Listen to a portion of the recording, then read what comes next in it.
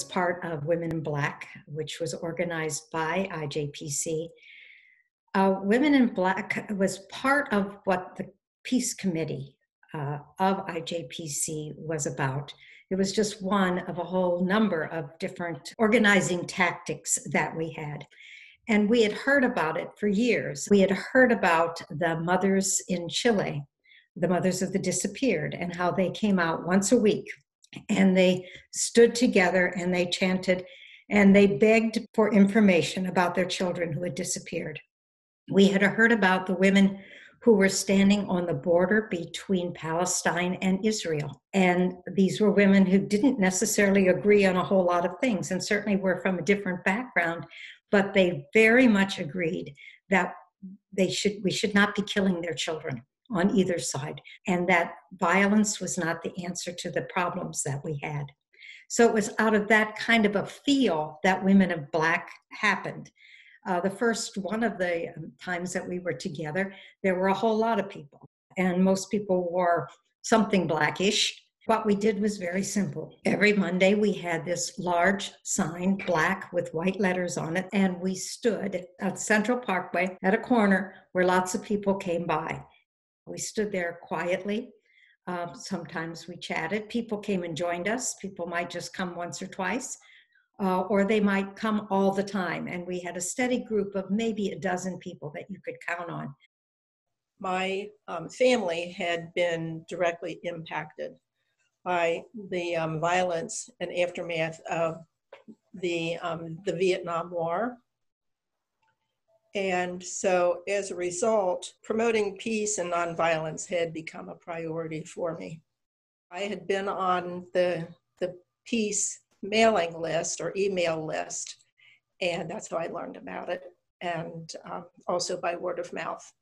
So I jumped at the opportunity to be involved in something like that.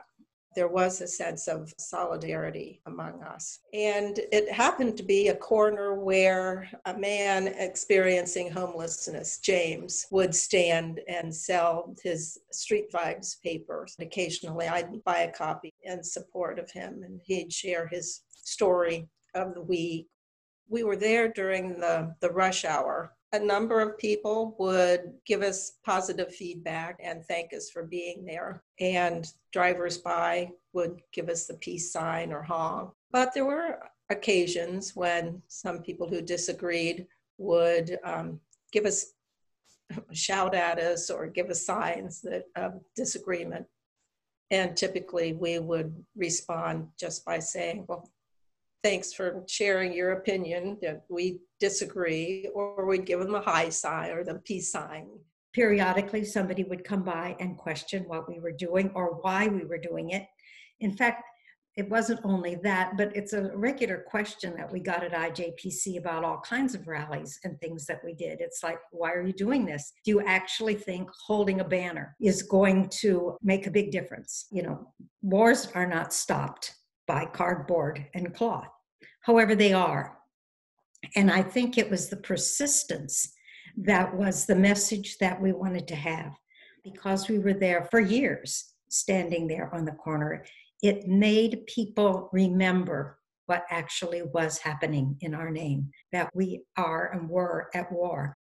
The weekly gatherings did give me a sense that, I was doing something to help people to refocus their thinking about how to address conflicts, international conflicts, and just conflict in general. It motivated me to be active in communicating with my legislators. It helped me to see that peace and nonviolence is an underlying issue of just about any justice topic.